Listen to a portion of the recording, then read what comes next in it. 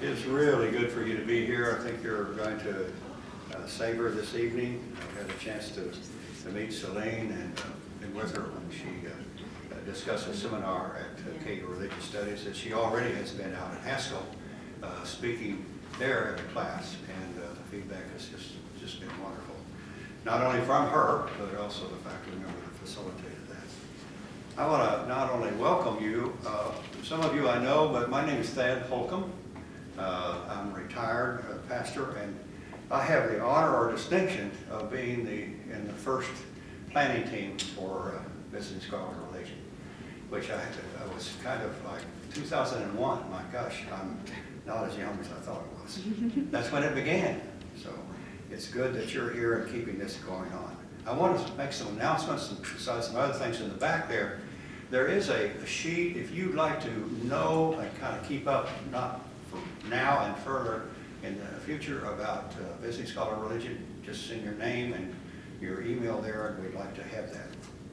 We also especially want to thank the library for the use of this building, to John Ratzlaff, the facilities manager. They have been, this library is such a gift for this community, and certainly their hospitality is wonderful. Now, you have in your, most of you have gotten and you see this sheet, and it says about Visiting Scholar and Religion, so I don't need to read it to you, but I just want to say that we have some events that are coming up, and I hope that you'll consider being with us. There's going to be a gathering at the Islamic Center tomorrow. Then she, as you can see there, is meeting with a ladies study group, and then a keynote presentation. I want to say, for some of you who are not of the Muslim tradition, I found this out, that occasionally you become anxious if you're going into the culture or the worship setting of another faith tradition. Rest assured, the hospitality there is wonderful. I've been there before. There'll be ushers there to meet you, and they'll answer any questions you have as far as what is the appropriate way to behave and to act. It's very good, and they're very hospitable. Besides that, the food will be excellent if you stay for that. It's the breaking of the fast. As you know, this is Ramadan time, and so that is occurring. Then the Jewish community congregation, this is the Jewish Muslim Feminist Futures. It's going to be happening on Saturday, and then Saturday evening at Plymouth is Sacred Wisdom for Contemporary Times, lessons on thriving from biblical women and the Quran. And then finally on Sunday it's going to be online, but also you could go in person to First Baptist Church on the Castle Drive at 9:30 a.m. One important person here, not only because he's been chair and the chair of the planning team for Visiting Scholar Religion, he's also would like to make a few comments, I think, if you would now, about possible support. Possible support. For support.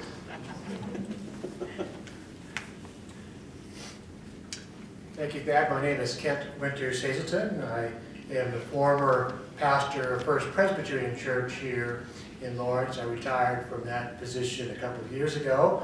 And around that time, we were planning a special event with Dr. Celine Ibrahim to come in March of 2020.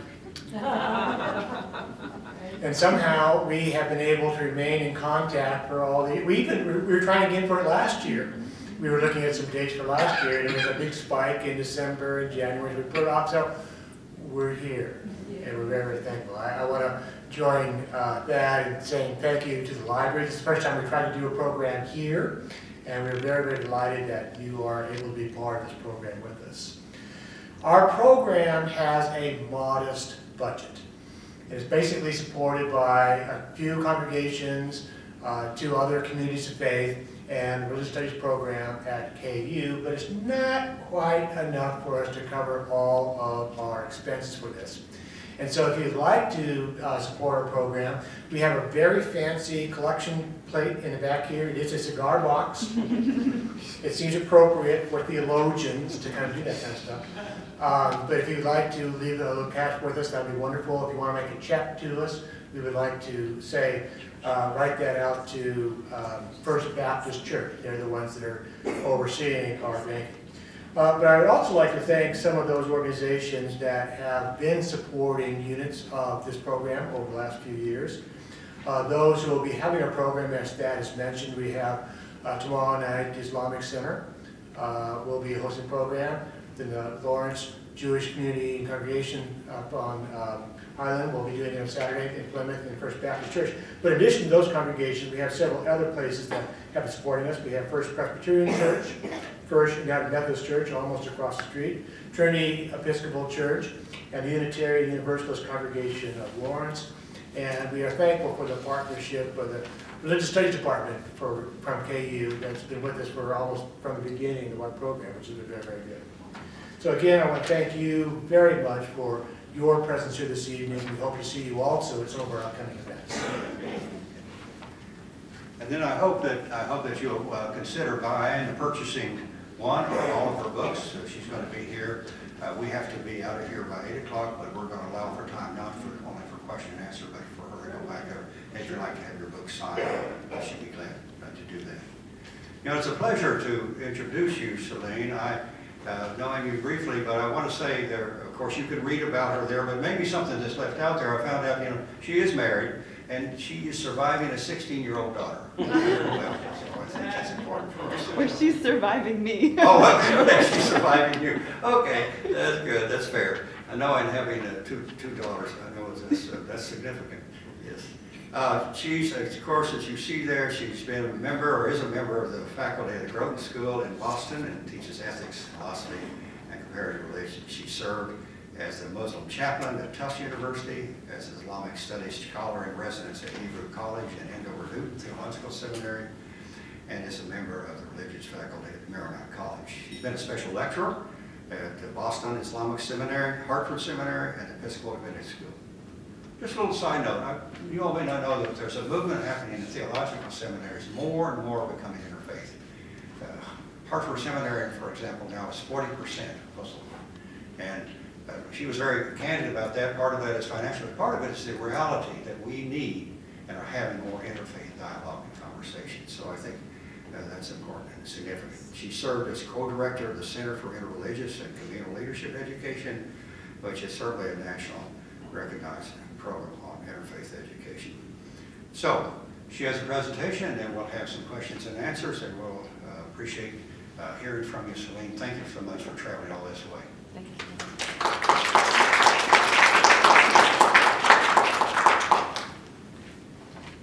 Thank you to Thad and to Kent and to all of you who have so graciously come out on your Thursday evening. I have a feeling, having met some of you, that I might be preaching to the crowd a little bit with what I'm about to say. So I will go through my presentation, my prepared remarks, somewhat at a good clip so that I leave plenty of time for discussion, because I find that the discussion is really where we get to find where our interests, find those edges that we're thinking about. And I'm perfectly happy then to continue to stay in touch with anyone should you have further questions. I hope that this is the beginning of a longer dialogue. This program, I should just say, is quite unique and is a collaboration of so many individuals, and one group that I would especially like to recognize as I begin the remarks today are the Kansa and the Osage and the tribal people who have occupied this place. It's such a great privilege to have had spent time at Haskell this morning, and I'm just so taken by the ways in which there's a real resurgence of a Native identity and Native power. And I, as I begin these remarks, I just always want us to ensure that even as we're thinking, sometimes framing interreligious dialogue, that oftentimes the people who have been in this place way before kind of ancestrally many of us have, oftentimes they're excluded from dialogues, and I found that to be the case in different parts of the world, and maybe that's not true here, but it's just such a rich place to be in conversation, particularly with the first peoples of these lands. So I want, in good practice, I want to invite you to be in your bodies and to take a moment to breathe, to relax. Oftentimes in spaces we are very mentally charged, and it's always just wonderful to take time and sink into more of our being than just our mind. And also just to get in touch with the deeper thoughts, the deeper, what desires brought you here, what do you hope for at a beyond the conceptual, what do you hope to get out of being here together? And it is the first day of Ramadan, so for those of you who are fasting your first day of Ramadan, we only have about an hour less now of the fast left. So in particular from the Islamic tradition, the supplications of the fasting person are said to ascend directly to the heavens. So I would ask those of you in particular who are fasting and anyone who has a practice of prayer to make a prayer for the benefit of our time together today. So the core, the essence of what I want to bring to you today are answers, my answers as I've been working them through of these two major questions here. And I think, judging by this audience, they're questions that have engaged many of you for quite some time as well. And the first area I think that's so incredibly important as we realize the progress of the interfaith movement is that we've been able to mainstream in a way the respect for religious difference, even into the corporate level. So my husband is an employee of Amazon, right? One of the biggest companies in the world. I was so impressed with the level of detail that the diversity office at Amazon sent out, recommendations for how to be in solidarity with Muslim colleagues, things to think about, a whole host of information about Ramadan that was actually accurate down to the very last detail. I was looking for something that I could, my arrogance, I didn't get that right.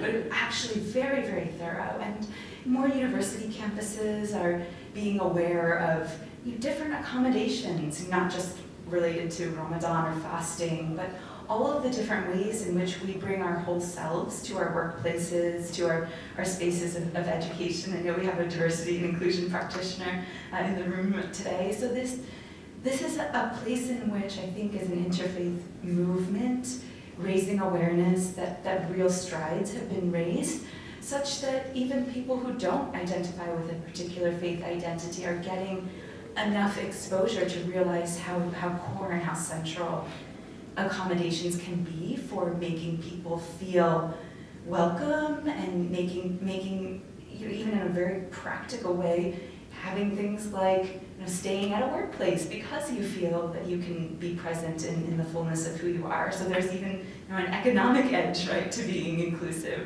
to retain your workforce. So these are a few books that I put up there. I'm going to recommend sort of subtly resources as we go through. These are some that come out of education in particular. But the field of chaplaincy, you see, let's get my laser here. This chaplaincy in the workplace, we've long had a career as chaplains for predominantly Christian, identified religious people who have been trained. And now more and more programs in divinity schools around the country are training chaplains from very, very diverse backgrounds, all kinds of things, disaster relief chaplains, ambulance chaplains. Of course, the military has long been a place where chaplains have become hired. So in the similar ways in which religious communities have been the backbone in providing things like medical care and education and these basic social services, we find that now in our diversity as religious communities, we're bumping up against each other in all of these different social institutions, and chaplains in particular are really holding this space. Sorry, my mouth is a little dry, so forgive me, but chaplains have been really holding this space for spiritual care, not just at the individual level, but really communal spiritual care. And I think that came through during the pandemic when we had multiple crises kind of simultaneously layered on top of each other.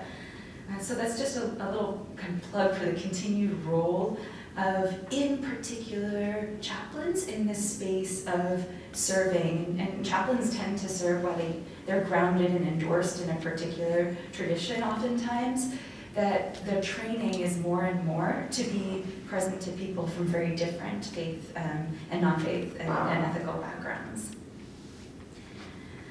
So we have in this, I could say, this country, this world, an issue where we do manufacture hate against various types of differences. I tend to think it's just part of our human condition that we've been doing this. Teach history, I think we've been doing this for pretty much as long as we've been around as a species. And so the work of interreligious relations, it's about, at a very deep level, working against some of these other forces that are there to sow division and to raise suspicion and to raise our levels of anxiety around, you know, our particular polity and what it means to be in or be out of that group. And so it's a very vital, critical role that interreligious practitioners, we could say, are uniquely poised to play, because though we're focused on maybe the intersections of our different faith identities, in doing that, we're simultaneously exploring our racial identities, our class identities, all of these different backgrounds that are layered onto who we are, our national identities of belonging and the like. And so in spaces, sometimes religion is kind of left off as an identity. We think of class identity, gender identity, and religion can sometimes sort of drop away. And interreligious practitioners are saying this is a very important identity to focus on in terms of building polities that are able to, you know, be welcoming, and not just be welcoming as an ethic of care, but be welcoming for all the very practical reasons that we need an integrated labor force, you know, if I'm trying to talk like an economist or something. So there's tangible practical benefits and kind of ethical, moral imperatives. But some of the images I'm showing you today, including that one that I just showed you, are part of this project. And that's the first edited collection that I put out, which started as a grant report thanks to the Henry Luce Foundation that funded my teaching at Hebrew College in Andover, Newton as a Muslim scholar in residence. And I began to curate some of the rich reflections as I had been working side by side with UU ministers and Christian ministers of different denominations, and my Jewish colleagues, rabbis, and other spiritual care practitioners from Jewish communities. And I had initially turned what that later became this book into the Luce Foundation as a grant report to show them how rich. And as I was compiling it, I said this really has a wider audience. And so what this first project tries to do is to articulate centering Islam and some of the very public questions about Islam that arose not only in the years after 9/11, but then again in 2015, 2016, as we saw Islamophobia and anti-Semitism spike, and all the other kind of isms that were so very prevalent in that particular period. So this was really my response. I'm not really a protest kind of person. I don't like big crowds and unpredictability, and so this is sort of it's an armchair sort of protest that brings together a lot of the work of actual people who are on the ground, creating protest art or, you know, giving speeches and the like. So a lot of the artwork that I'll show you throughout this presentation came together as part of that project. There's very powerful political implications of interfaith work as well. In the Boston area, we have a number of interfaith organizations that have an explicit mission of working on social issues like homelessness or housing insecurity, food insecurity.